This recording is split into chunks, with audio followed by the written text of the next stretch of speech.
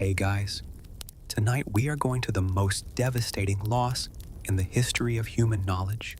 So before you get comfortable, take a moment, like the video, and subscribe, but only if you genuinely enjoy what I do here, and let me know in the comments where you're tuning in from and what time it is for you.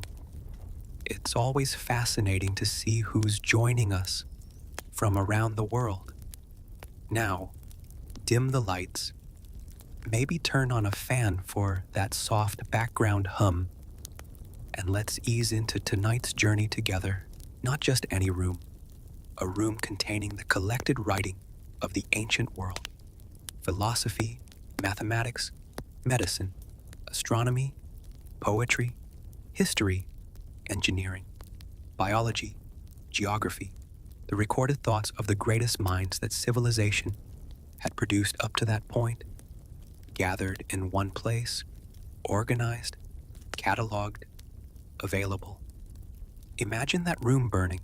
Imagine standing outside it, watching the smoke rise, knowing that what is being destroyed cannot be replaced, that the words turning to ash inside those walls existed nowhere else, that when the fire is finished, they will be gone not for a year or a decade, but forever. That people 2,000 years from now will still be trying to calculate what was lost. That is where we are going tonight, not just to the fire, to everything before it, to the city that built the library, the scholars who filled it, the ideas that lived inside it, and the long, complicated, deeply human story of how one of the greatest institutions the ancient world ever produced came to its end. By the time we are finished, you will understand something that the simple phrase, "The Library of Alexandria burned," does not begin to convey. What burned was not just a building full of scrolls. What burned was a version of the future that the ancient world was building and never got to finish. Let us begin at the beginning. The city of Alexandria stands on the Mediterranean coast of Egypt, where the Nile Delta meets the sea. It was founded by Alexander the Great in 331 BCE, during his extraordinary campaign of conquest that took him from Macedonia through Persia and Egypt and all the way to the borders of India. Alexander founded many cities and named most of them after himself, which was the kind of confidence that comes with being 25 years old and having conquered most of the known world. Most of those cities faded into obscurity. Alexandria did not. After Alexander's death in 323 BCE, his empire was divided among his generals. Egypt fell to Ptolemy, a Macedonian general of considerable political intelligence, who understood that ruling Egypt required more than military force. It required legitimacy, and legitimacy in the ancient world was substantially a matter of culture. Ptolemy began building a city, not just any city, the greatest city in the world, a city that would attract the finest minds, the most significant thinkers, the best scholars from every tradition and every territory the Greek world touched. He began with the institution that would make this possible, the library. The idea was breathtaking in its ambition, not a collection of important texts for the use of a royal household, not a temple library containing religious texts, a universal library, a library that would contain everything, every significant text from every significant tradition in every language worth reading, gathered in one place, available to the scholars who would come to Alexandria to use them. This was not merely an intellectual project. It was a political statement of the highest order. The ruler who possessed all knowledge possessed, in some fundamental sense, authority over all the territories that knowledge came from. Ptolemy and his successors were prepared to pursue this goal with extraordinary resources and complete ruthlessness. Stand at the harbor of Alexandria in the 3rd century BCE and look at what has been built. The harbor is one of the finest in the Mediterranean. The great Pharos Lighthouse, one of the 7 wonders of the ancient world, stands at the harbor's entrance, its fire visible at night from distances that would seem impossible to those who had not witnessed it. Ships from every port in the Mediterranean and beyond pass through this harbor. Greek merchants, Egyptian traders, Phoenician sailors, representatives of every commercial and cultural tradition the ancient world contained. The city behind the harbor reflects this cosmopolitan reality. Alexandria is a planned city, its streets laid out in the grid pattern that Greek urban theory preferred, wide avenues intersecting at right angles, the whole oriented to take advantage of the Mediterranean breezes that make the Egyptian summer tolerable. The population is extraordinary in its diversity. Egyptian families who have lived in this delta region for generations. Greek settlers brought by the Ptolemies to populate their capital. Jewish communities established here in large numbers, significant enough that the Hebrew scriptures will eventually be translated into Greek in this city, a translation known as the Septuagint that will become the Bible of early Christianity. Merchants and scholars and craftsmen from every territory the Greek world touched. The languages spoken on Alexandria's streets in a single morning include Greek, Egyptian, Aramaic, Hebrew, Latin, and several others. The city is a living demonstration that the ancient world was considerably less isolated than popular imagination sometimes suggests. At the heart of this city, in the royal quarter near the harbor, stands the Mouseion. The word means something like Temple of the Muses, the goddesses of artistic and intellectual inspiration. But the Mouseion is not a temple. It is the world's first research institution, a complex of buildings housing scholars who are supported by royal patronage to pursue whatever intellectual questions they find most significant.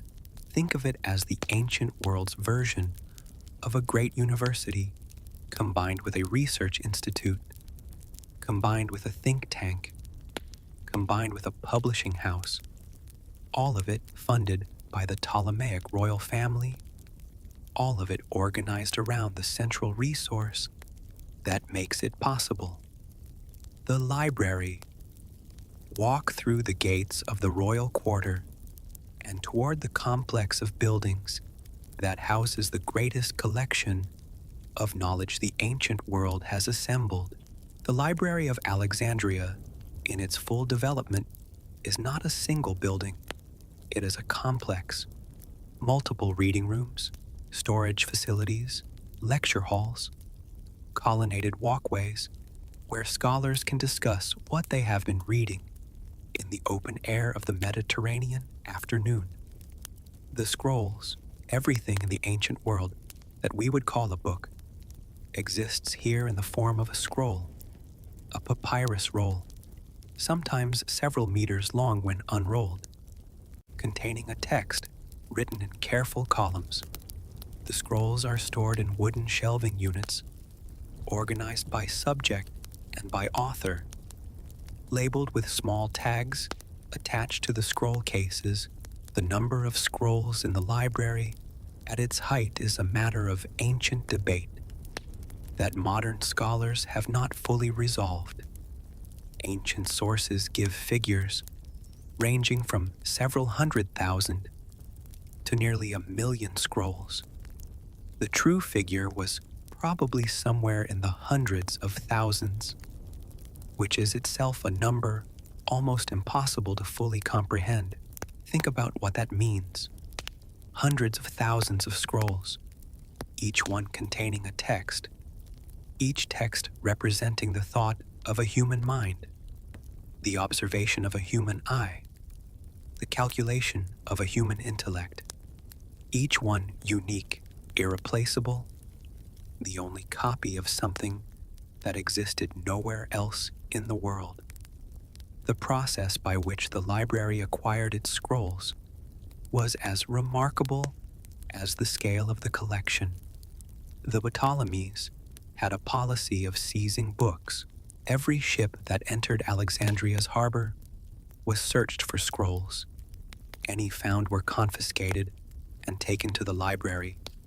The original was copied, and the copy was returned to its owner. The original stayed in Alexandria. Whether the owners considered this an adequate exchange is not recorded, but one suspects opinions were divided. The library also purchased scrolls aggressively throughout the Mediterranean world. Agents were sent to Athens, to Rhodes, to Pergamon, to every city where significant texts might be found. The royal treasury funded their purchases without apparent limit. Ptolemy III reportedly borrowed the official Athenian copies of the plays of Aeschylus, Sophocles, and Euripides for the purpose of making copies, depositing an enormous sum of silver as guarantee of their return. He kept the originals, sent back the copies, and forfeited the silver. He considered this a good transaction. The library's catalogers, scholars in their own right, organized the collection and produced the first systematic bibliography in history.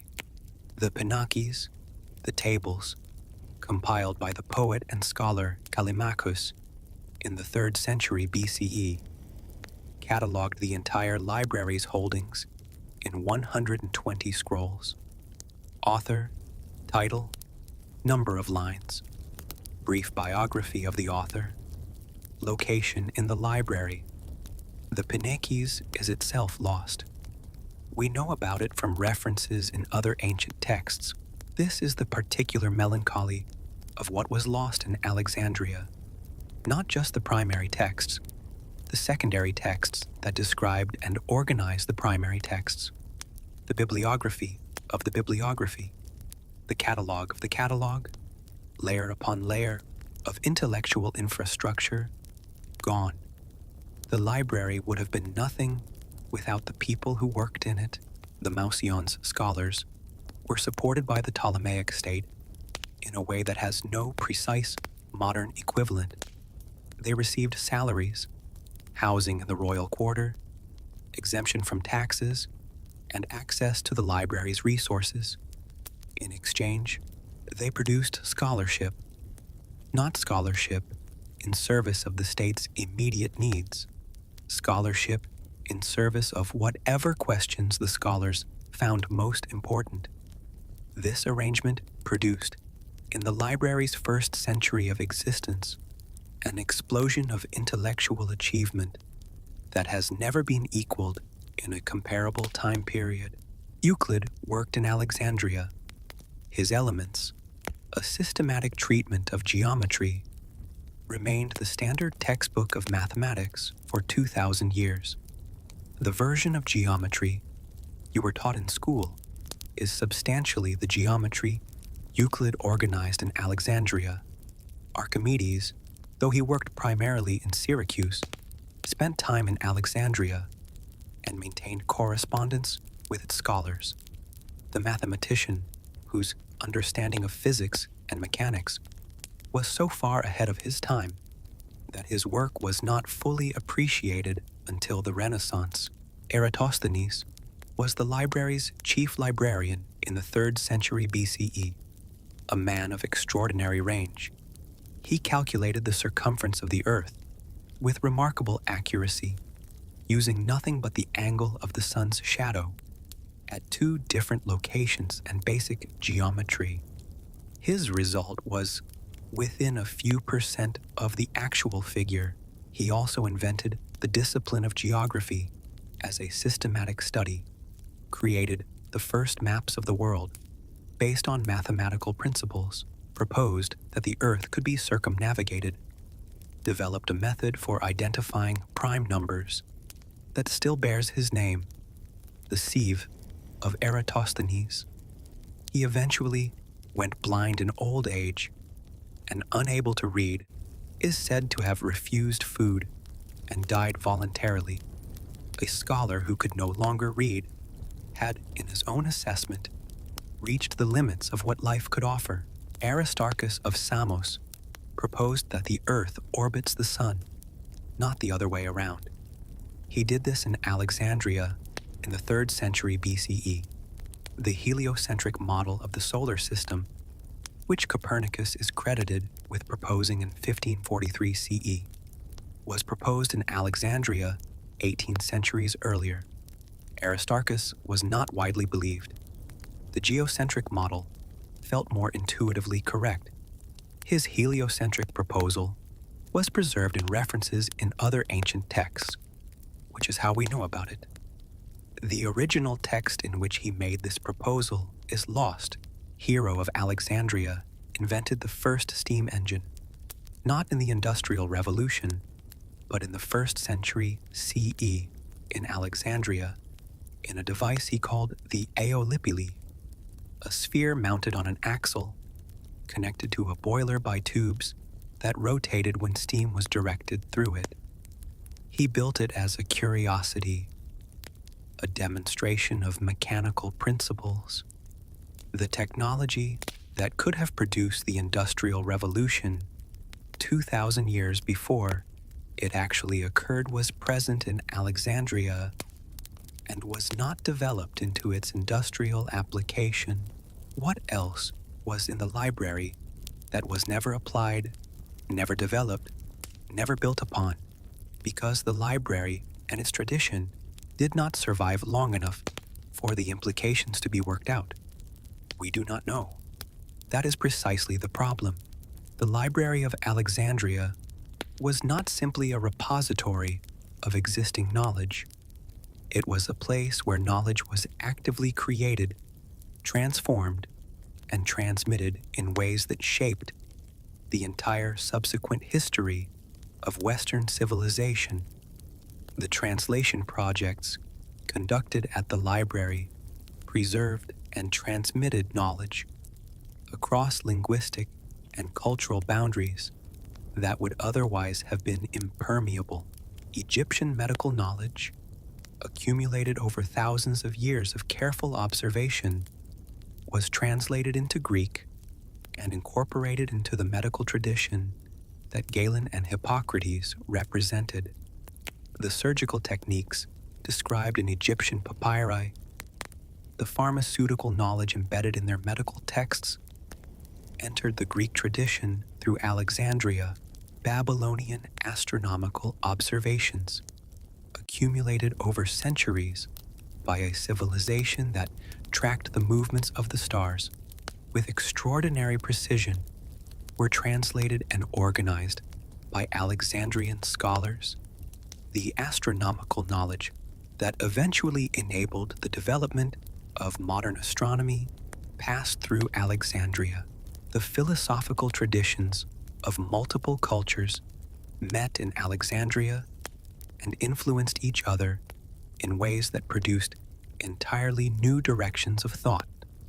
The encounter between Greek philosophical tradition and Jewish religious thought produced a synthesis that influenced early Christianity profoundly.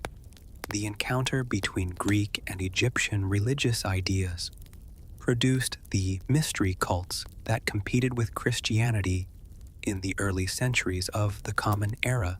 Alexandria was where the ancient world thought about itself, where the accumulated traditions of multiple civilizations were brought into contact with each other and forced to confront their similarities and differences, where the contradictions between different ways of understanding the world produced new ideas that neither tradition would have reached independently.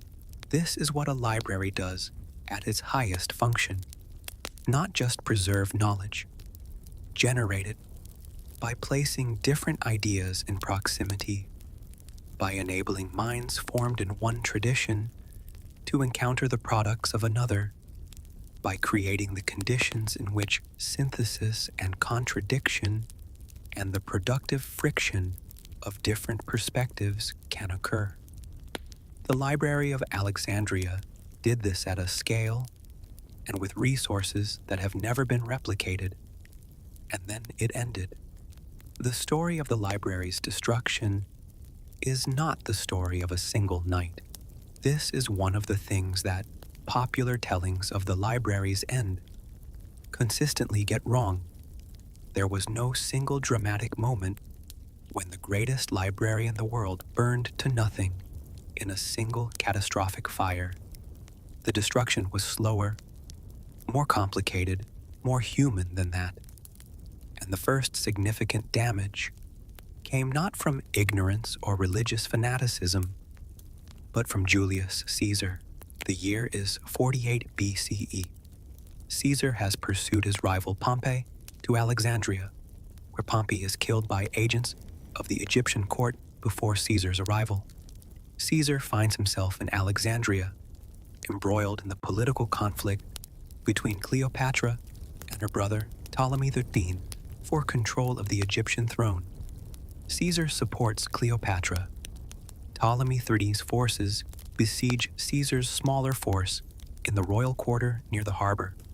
Caesar, facing the possibility of his fleet being captured and used against him, orders his ships set on fire. The fire spreads. The ancient sources are not entirely clear about exactly what burned. Some say warehouses near the harbor, containing books destined for export. Some say part of the library itself. Modern scholars continue to debate the extent of the damage. What is agreed is that a significant number of scrolls were destroyed in or near the harbor district during Caesar's Alexandrian campaign. Estimates of the number lost range widely. Caesar, who was himself a considerable intellectual, a writer of military history, whose accounts survive to this day, presumably did not intend to destroy books. He intended to destroy ships. The books were collateral damage. This is the first lesson of the library's destruction. The greatest intellectual losses in history are rarely the result of the deliberate anti-intellectualism. They are more often the result of priorities that placed other things above the preservation of knowledge. Combined with the indifference of fire to what it consumes, Caesar, having damaged the library accidentally, partially compensated by gifting Alexandria with the books captured at Pergamon, the second greatest library in the ancient world. Whether this was adequate compensation is a question that ancient sources answer with varying degrees of politeness. The library continued, diminished, perhaps, damaged, certainly, but continued. Walk through Alexandria in the 1st century of the Common Era, and you are walking through the most important city in the Mediterranean world after Rome itself. The population is perhaps 500,000 people. The harbor is the busiest in the ancient world. The grain of Egypt, the food supply of the Roman Empire, passes through this city in quantities that make Alexandria's prosperity as essential to Rome as Rome's military power is to Alexandria's security. The streets are wide by ancient standards. The main avenue, the Canopic Way, runs the entire width of the city from east to west, wide enough that several chariots could pass abreast. On either side, colonnaded buildings provide shade from the Egyptian sun. The ethnic neighborhoods of the city are distinct but not entirely separated. The Jewish quarter one of the largest Jewish communities in the ancient world, occupies a significant portion of the city's eastern section. The Egyptian population lives primarily in certain districts. The Greek population, or rather the population that has maintained Greek cultural identity through generations of Alexandrian life, occupies other areas. These communities are not isolated from each other. The commerce of a great city requires contact across ethnic and cultural lines. The intellectual life of the Mouseion draws scholars from every tradition. The streets mix populations in the daily business of urban life. But the mixing is not without tension. Alexandria, in the 1st century CE, is a city of periodic violence between its communities. The riots and massacres that periodically convulse the city reflect tensions that the library's universalist intellectual project was never fully able to resolve. The same city that produced the greatest synthesis of ancient knowledge also produced some of the ancient world's worst ethnic violence. This contradiction is important. Alexandria was not a paradise of enlightened cosmopolitanism. It was a real city, with all the conflicts and failures that real cities contain. The library existed within this context, not above it. The scholars who worked in the Mouseion looked out their windows at a city that was frequently at war with itself. They continued their work. What else could they do?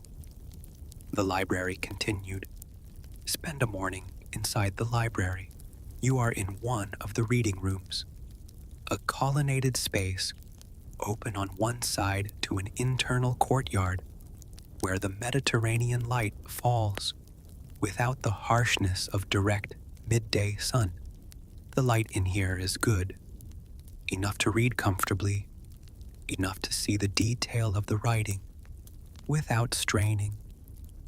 You have been given permission, through whatever arrangements this thought experiment allows, to examine the collection. The scrolls are stored in cylindrical wooden cases, each case labeled with a small tag identifying its contents. The cases are arranged on shelves that line the walls from floor to ceiling. The organization follows the system established by Ptolemaic centuries earlier, refined and updated by subsequent chief librarians. Take one from the shelf, remove the scroll from its case, unroll it carefully because papyrus is fragile and these scrolls have been handled by many hands over many decades. Hold the beginning of the scroll and allow it to unroll across a reading surface.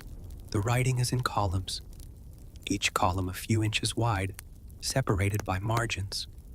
The script is Greek, the standard literary hand of the Hellenistic period, clear and regular, the product of a trained scribe working from an earlier copy.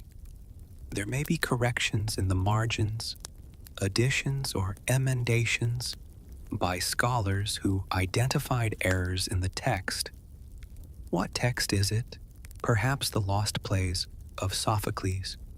We have 7 of his plays. Ancient sources tell us he wrote over 120. The other 113 are gone. Not all of them were in the library, but many were. Some were here, on these shelves, in these cases, unrolled and read by scholars who could not have imagined that anyone in the future would not have access to what they were reading.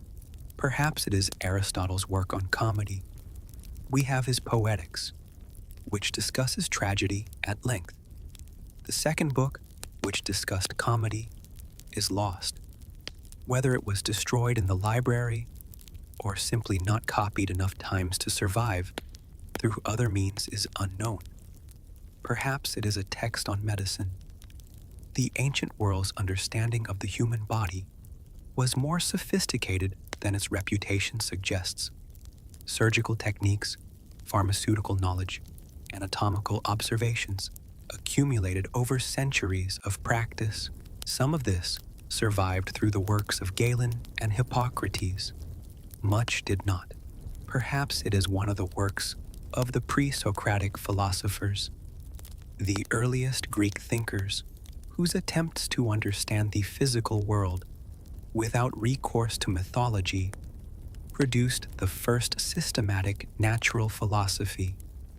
We have fragments of their work preserved in quotations by later writers.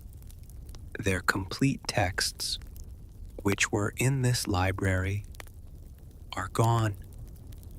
Roll the scroll carefully and return it to its case. Take another. You could spend years here and not read everything.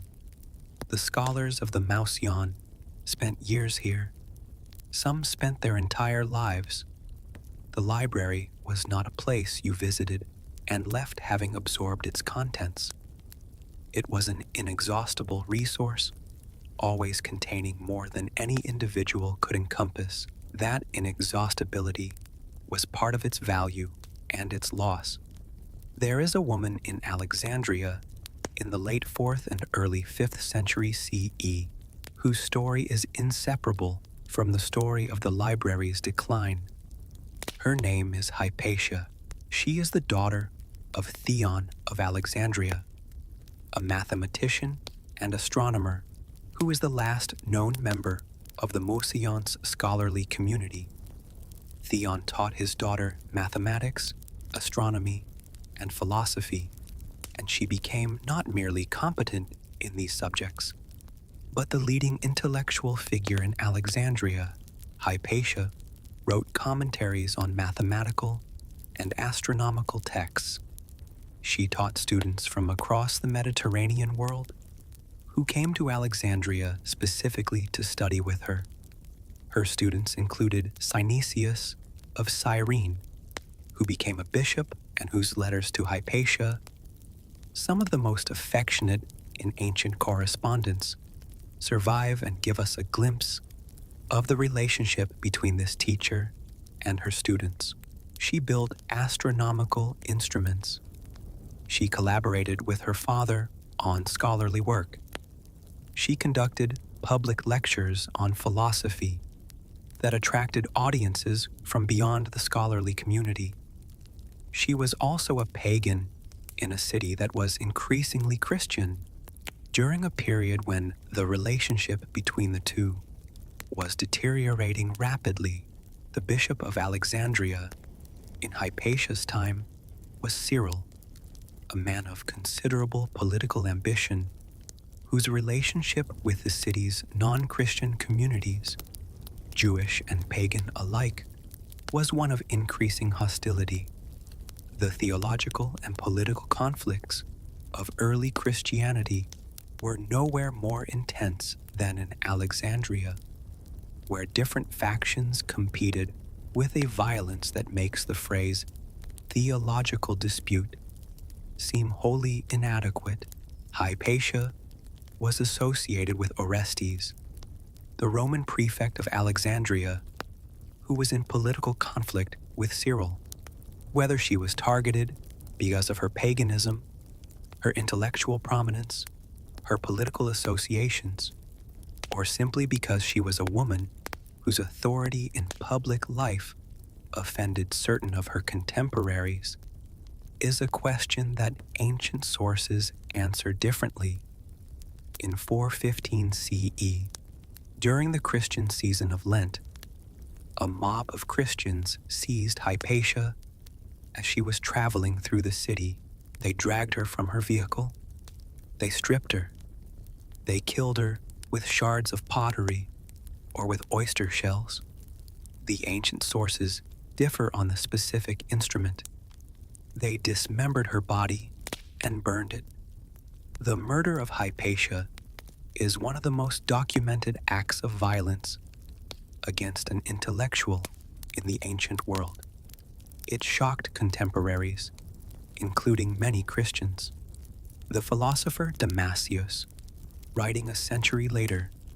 described it as something that brought shame upon the city and upon those responsible. Cyril was never prosecuted. He was eventually declared a saint. Hypatia's murder is not the same as the library's destruction. The library had been declining for centuries before her death, but her murder marks a moment in Alexandria's intellectual history when something that had been declining finally ended. After Hypatia, there's no record of the kind of public, prominent, independent scholarship that characterized Alexandria's great period. The tradition she represented did not continue in Alexandria. The library had a branch. In the Serapeum, the great temple of the god Serapis in the southern part of the city, a daughter library had been established to serve the parts of the city distant from the main library in the royal quarter. The Serapeum was one of the most magnificent religious buildings in the ancient world. Ancient sources describe it as standing on an artificial hill, approached by 100 steps, visible from a great distance. Its interior contained columns of extraordinary size, its walls covered in inscriptions, its treasury containing precious objects accumulated over centuries, and its library holding many thousands of scrolls.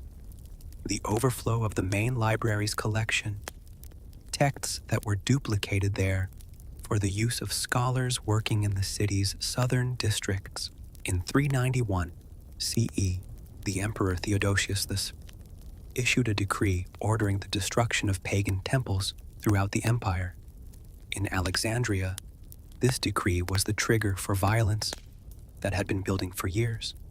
Christian mobs, led or at minimum encouraged by the bishop Theophilus, attacked the Serapeum. The ancient sources describe what followed with varying degrees of detail and passion. The temple complex was attacked. The statues were destroyed. The buildings were damaged, and the library within was burned. This is one of the most clearly documented episodes of deliberate destruction in the library's history. Not Caesar's accidental fire in the harbor, not the slow decline of a collection that was no longer being maintained. A deliberate attack on a significant repository of ancient knowledge, carried out by people who believed they were acting in the service of their god. What was lost in the Serapeum's library is unknown in specifics. The secondary collection of the greatest library in the world, tens of thousands of scrolls, gone.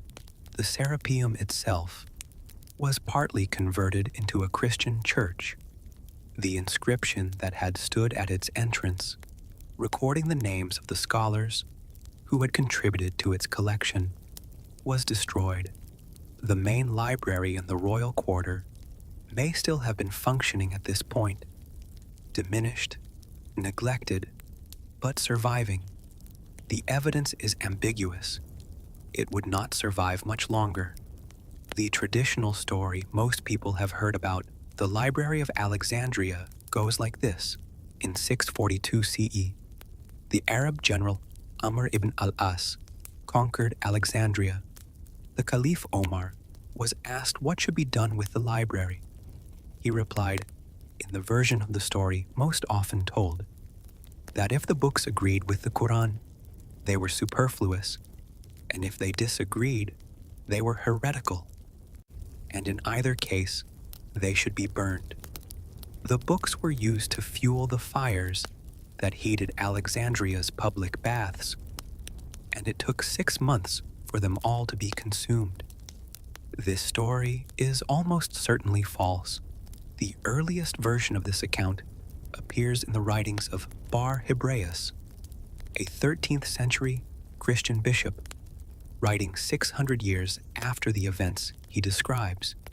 It does not appear in contemporary Arab sources, which recorded the conquest of Alexandria in considerable detail. It does not appear in the Byzantine sources that are our primary record of late antique Alexandria. Modern historians of the Arab conquest and of the library's history generally reject the story as a later invention created in the context of the Crusades, designed to discredit Islam by attributing to it one of history's most notorious acts of intellectual destruction. The library, in any meaningful sense, was almost certainly not intact by 642 CE. The evidence suggests it had been declining and fragmenting for centuries.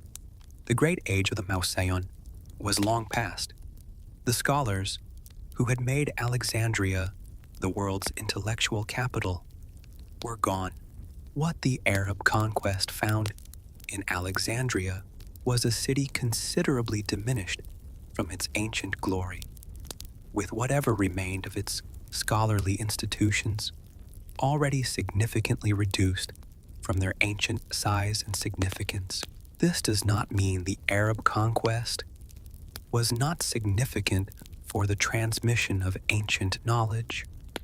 It was enormously significant, but its significance runs in the opposite direction from the traditional story. Arab scholars in the centuries following the conquest were among the most energetic preservers and transmitters of ancient Greek knowledge in the medieval world. They translated Greek texts into Arabic, preserved them, commented on them, extended them. The works of Aristotle returned to Western Europe, substantially through Arabic translations. The mathematics and astronomy of the ancient world survived in significant part because Arab scholars considered it worth preserving. The traditional story of Omar burning the library is not just probably false. It attributes to Islam an act of destruction that Islam, in the period following its establishment, was actually engaged in reversing. The truth is more complicated and more interesting. The library died slowly, not in one night, not in one fire, not at the hands of one enemy. It died the way most things die, gradually, unevenly, through a combination of physical destruction, political neglect, financial starvation, and the slow accumulation of damage that no institution can absorb indefinitely without failing. We do not know precisely what was in the Library of Alexandria. This is the central, irreducible fact about its loss. We cannot make a complete catalog of what burned or decayed or was scattered because the catalog itself was lost. We know the library existed. We know it was large. We know it contained texts from multiple traditions and languages. We know it was, by any measure, the greatest concentration of ancient knowledge in a single place. We know what survived from the ancient world, and by inference, we can identify the absence of things that should have survived but did not. The surviving works of Greek tragedy represent a fraction of what was produced. Aeschylus wrote approximately 70 plays. 7 survive. Sophocles wrote over 120. 7 survive. Euripides wrote over 90. 18 survive. The plays that did not survive were not necessarily all in the library, but many were, and their loss is absolute. The pre-Socratic philosophers, the first Greek thinkers to attempt systematic understanding of the physical world, exist for us almost entirely in fragments quoted by later writers. Heraclitus, who understood that change is the fundamental nature of reality. Democritus, who proposed that matter is made of indivisible particles he called atoms. Anaximander, who proposed that all life emerged from the sea. Their complete works were in the library. We have pieces, the mathematical works of the ancient world, that did not happen to be preserved through Byzantine or Arab transmission are gone. We know from references that the ancient world had made mathematical discoveries that were lost and had to be rediscovered centuries or millennia later. The geographical knowledge of the ancient world was substantially lost. Eratosthenes' detailed geography of the world is lost except for fragments. Strabo's geography survives, but it represents what one scholar preserved, not the full extent of ancient geographical knowledge. The medical knowledge is perhaps the most practically significant loss. The accumulated observations of ancient physicians, the pharmaceutical knowledge, the surgical techniques, the understanding of the human body developed over centuries of careful practice, survived only partially through the works of Galen and the Hippocratic corpus. What else existed? What other traditions and observations and discoveries were recorded in the library's medical collection? We cannot know. The history is lost. We have histories of the ancient world, written by ancient historians. We do not have all of them. The histories that were written, but not preserved through the copying tradition, the local histories, the historias of non-Greek civilizations written by scholars at the library, are gone. The philosophy is partially lost. We have Plato, we have Aristotle, though not completely. We have some of the Stoics, some of the Epicureans. We do not have the complete philosophical tradition of the ancient world. What we do not have, we do not know we are missing, except by inference. This is the deepest wound. Not just what was lost, but our inability to know the full extent of what was lost. We are reading the ancient world through a document that has been torn. We can see the edges where the tearing happened. We cannot see what was on the missing pieces.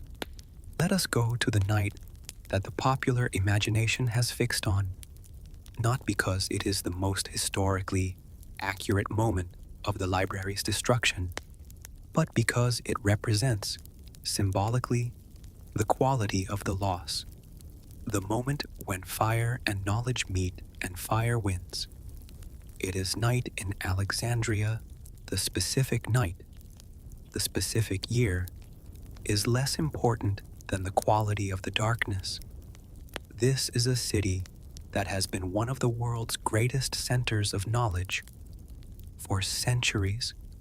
This is a city where the Pharos lighthouse has been burning at the harbor's entrance for 3 centuries, visible to ships 20 miles out to sea. A city that has prided itself on being a light in the darkness, in every sense that phrase can carry. The library complex in the royal quarter is quiet. The scholars have gone to their homes or their rooms in the Mouseions, residential buildings. The reading rooms are empty. The scrolls are in their cases on their shelves. Hundreds of thousands of them, the accumulated thought of the ancient world, rolled and stored and cataloged, waiting for morning and the next scholar who will take one from its shelf and unroll it and read what someone centuries dead had to say about geometry or medicine or the movement of the stars. The night sounds of Alexandria are audible outside the library's walls. The harbor is never entirely quiet. Ships move through the night. The great lighthouse burns. The city's night population, the watchmen and the late workers, and the people for whom night is simply the continuation of their day in a different register, moves through the streets. But in the library, it is quiet. The scrolls do not make sounds. They do not announce their presence. They simply exist, patient, containing what they contain. waiting for the hands that will unroll them. Some of them have not been unrolled in decades. They sit in their sections of the shelf, their tags identifying them, undisturbed, not because they are unimportant, but because the library is so large that a scholar could spend an entire career here and never reach certain sections. Think about what that means. Works that have not been read in decades. Works that exist in this one place, in this one copy, in this one building, without any other copy anywhere in the world. The fire, when it comes, does not announce itself either. Fire does not consider what it consumes.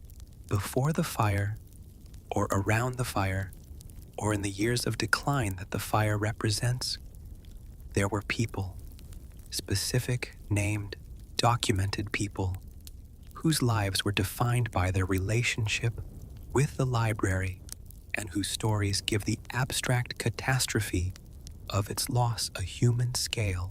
Callimachus, the great poet and bibliographer, who catalogued the library's holdings in the 3rd century BCE. His Pinakes, 120 scrolls of bibliography, is lost. His poetry, some of it, survives in fragments. He was a man of considerable wit, as well as scholarship, whose literary opinions were sharply expressed and vigorously debated. He knew the library in its greatest period and organized it in a way that made it navigable. Apollonius of Rhodes, who was the chief librarian and who wrote the Argonautica, the epic poem about Jason and the Argonauts, that is one of the few complete epic poems of the Hellenistic period to survive. He and Callimachus famously disagreed about the proper length of epic poetry, a dispute that was conducted with the particular intensity that literary disagreements achieve when the people involved are in the same building every day. Aristophanes of Byzantium, another chief librarian, who developed the system of punctuation and accent marks that Greek texts still use, who edited the texts of the great Attic playwrights, comparing different manuscript traditions to establish the most accurate text. Without his work, and the work of scholars like him, even the texts that did survive would have survived in considerably worse shape. Apollodorus of Athens, who wrote a chronicle of world history and a work on mythology that exists only in a later epitome, a shortened summary. The full original was in the library. Didymus Chalcynterus, whose name means brass guts, an honorific referring to his extraordinary productivity. He wrote, by ancient estimate, between 3,000 and 4,000 scrolls of commentary and scholarship. He commented on every major Greek author. His commentaries, which would have preserved enormous amounts of information about the texts they discussed and the traditions behind them, are almost entirely lost. These are not abstract figures. They were people who spent their lives in this building, with these scrolls, doing work they believed mattered, work that did matter, work that shaped the entire subsequent tradition of Western scholarship. They could not have imagined that it would end. They had every reason to believe it would continue. The library had been there for their entire lives. Their teachers had worked there. Their teachers' teachers had worked there. The institution seemed as permanent as the city around it. Nothing is as permanent as it seems. The silence that followed the library's end was not immediate or total. Books, individual scrolls, portions of the collection escaped, were copied before destruction, were taken by scholars who saw what was coming, were preserved in monasteries, in private collections, in the libraries of Constantinople and other cities that maintained a scholarly tradition. Some texts survived through a single manuscript. One medieval monk copied something from an older manuscript, and that one copy is the reason we have the text today. The margins for error were that thin. The survival of Catullus's poetry, the survival of Lucretius's De Rerum Natura, the survival of multiple other ancient texts depended on single medieval manuscripts that could themselves have been destroyed. The survival of the ancient world's textual heritage through the medieval period is a story of extraordinary fragility and improbable resilience. Things survived that had no right to survive. Things were lost that seemed secure. The Arabic translation movement of the 8th through 10th centuries CE, centered in Baghdad at the House of Wisdom, recovered and preserved substantial portions of the Greek scientific and philosophical tradition. Arab scholars sought out Greek texts wherever they could be found, translated them, commented on them, extended them. Without this effort, the Western recovery of ancient thought during the Renaissance would have had considerably less to recover. The Byzantine Empire, the Eastern continuation of the Roman Empire centered in Constantinople, maintained a scholarly tradition that preserved many Greek texts through the medieval period. Byzantine scholars copied manuscripts, maintained libraries, and kept the Greek literary tradition alive in ways that made the Renaissance recovery possible. The Renaissance itself, from the 14th century onward, was substantially driven by the recovery of ancient texts. Greek scholars, fleeing the Ottoman conquest of Constantinople in 1453, brought manuscripts with them to Italy. Humanist scholars hunted for ancient texts in monastic libraries throughout Europe, finding works that had been copied and preserved through the medieval period without anyone fully understanding what they had. Each recovered text was a fragment of what the library had contained. Each recovery was accompanied by the awareness, sometimes explicit, sometimes implicit, of how much had not been recovered. The silence that began in Alexandria has never been fully broken. Stand at the edge of Alexandria's harbor in the quiet of the night. The Pharos lighthouse is burning above you, its fire reflected in the dark water. The harbor is the same harbor where Caesar's ships burned, the same harbor where the grain ships of the Roman Empire loaded their cargoes, the same harbor where the library's agents returned with scrolls purchased from every port in the Mediterranean. The moon is reflected in the water. It is a full moon, and its light on the Mediterranean at night is the specific silver white that has not changed in 10,000 years of human beings looking at it and trying to find words adequate to the experience. The library is behind you, not in ruins, not yet, but already in decline. The Mouseion's scholarly community is smaller than it was. The royal patronage that sustained it has become inconsistent, dependent on the interests of rulers who have other priorities. The collection is no longer being actively expanded. Some sections have not been properly maintained in decades.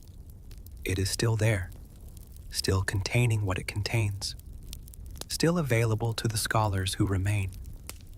But the Great Age is over.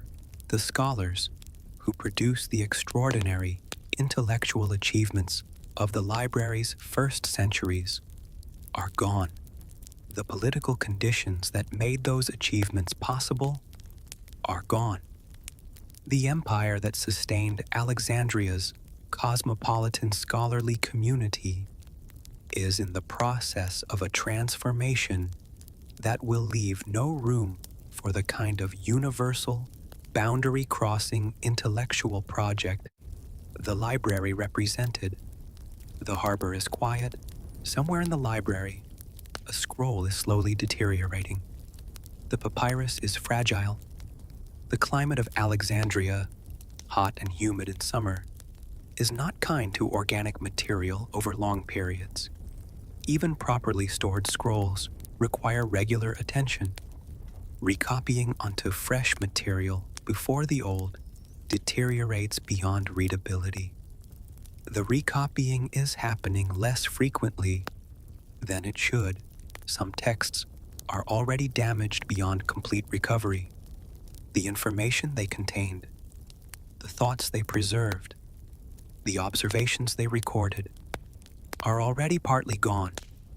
The words faded or the papyrus crumbled at the edges. This is how most of the ancient world's knowledge was actually lost, not in dramatic fires, in the slow chemistry of organic decay, in the absence of the institutional resources and commitment to keep copying, keep maintaining, keep treating the preservation of knowledge as the priority it deserves to be. The fire was real, but the fire was the end of a process that had been happening for a long time. The lighthouse burns. There is a specific quality of loss that the Library of Alexandria represents that is different from other historical losses. When a battle is lost, we know what was lost. Territory, lives, political arrangements. These are terrible things to lose, but they are knowable things. When the library was lost, we lost things we cannot identify because we never knew they existed. We do not know what mathematical discoveries the ancient world had made that are unrecorded in surviving texts. We know that the ancient world had mathematics that was subsequently rediscovered in the modern period. We do not know how far it went beyond what we can document. We do not know what the ancient world understood about the natural world that is not preserved in surviving texts. The ancient world had natural philosophers of extraordinary capability. How far their understanding of physics, of chemistry, of biology extended beyond what the surviving texts record, we cannot know. We do not know what the ancient world understood about medicine that died with the library. Medical knowledge is cumulative. Observations build on observations. The loss of a significant portion of that cumulative record means that medical knowledge had to be rebuilt from a lower starting point than it would otherwise have had. We do not know what ancient literature existed that is now gone, not just plays and poems, though those losses are significant. The histories of civilizations that left no other record, the religious texts of traditions that were suppressed, the technical literature of crafts and technologies that were subsequently lost. We do not know what ideas existed in the library that, had they been preserved and transmitted, might have changed the course of intellectual history. What synthesis might have occurred? What discovery might have been made earlier? What problem might have been solved before it had the chance to cause harm? This unknowability is the deepest aspect of the library's loss. Not the specific texts we can identify as missing. The texts we cannot identify because we do not know they existed. The silence is not just the absence of something we had. It is the absence of something we never got to have. The Library of Alexandria left a legacy that is present in the world today. Even though the library itself is gone, the tradition of the research library, the idea that a collection of texts should be available to scholars for the purpose of advancing knowledge, rather than simply preserving it for a ruler's private use, descends directly from the Mouseion model. Every university library, every national library, every institution that collects and organizes human knowledge for the purpose of making it available to those who can use it is the Library of Alexandria's heir. The bibliographic tradition, the systematic cataloging and organization of texts begins with Callimachus's Pinakes. The library science that organizes every modern library's holdings is the descendant of the work done in Alexandria. The idea of the scholarly community, scholars supported to pursue knowledge without immediate practical application, gathered in an institution that provides them with resources and colleagues and the time to think, is the Mouseion's idea. Every university, every research institute, every think tank is a version of what the Ptolemies built, the multilingual, multicultural approach to knowledge, the willingness to translate texts from any language if they contain something worth knowing, the willingness to learn from any tradition if it has something to teach, is Alexandria's intellectual approach. It is the approach that allowed Greek mathematics and Babylonian astronomy and Egyptian medicine to meet and produce new knowledge that none of them would have reached independently, and the loss itself is a legacy. The destruction of the library became the paradigmatic example of intellectual catastrophe. When people speak of burning books, when they speak of deliberate ignorance, when they speak of the cost of failing to preserve knowledge, they reach for Alexandria as their reference point. Alexandria haunts the modern world's understanding of what is at stake when knowledge is threatened. It should. The Pharos lighthouse of Alexandria burned for centuries. Earthquake damage in the medieval period gradually reduced its height. By the 14th century, it was no longer functioning as a lighthouse. Its stones were eventually used to build a fortress on the same site, the lighthouse that had been one of the 7 wonders of the ancient world, that had been visible to ships 20 miles out to sea, that had burned at the harbor's entrance while the library burned behind it, is gone. The harbor is still there. The water is still there. The moon still rises over the Mediterranean and reflects in the harbor water, but the lighthouse is gone, and the library is gone, and the city that built both of them has been a different city for many centuries, a great city in its own right, but not the city of the Ptolemies, not the city of Euclid and Eratosthenes and Hypatia. That city exists now only in the silence, in the texts that survived, and speak of it in the archaeological remains that centuries of building and rebuilding in the same location have left confused and incomplete, in the intellectual tradition that carries its influence without always knowing where that influence came from, and in the questions that we cannot answer because the answers were in the building that is gone.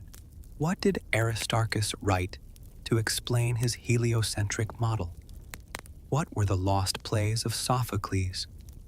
What was in Aristotle's second book on poetry? What did the ancient world know about mathematics that had to be rediscovered?